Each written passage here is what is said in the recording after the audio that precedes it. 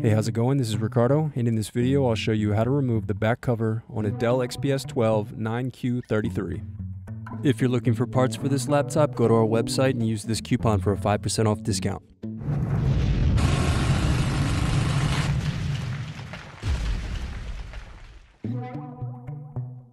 First, lift badge plate and remove screw. Then unscrew and remove bottom base.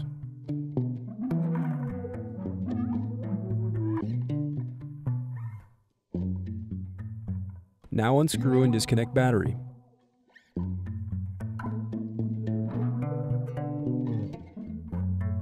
Next, unscrew and remove back cover.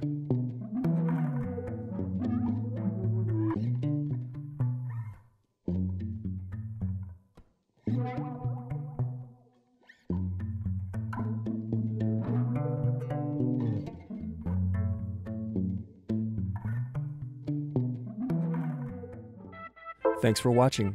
Don't forget to like and subscribe if you enjoyed this video.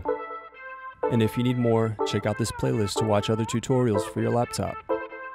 You can also click here to find parts for your laptop at partspeople.com.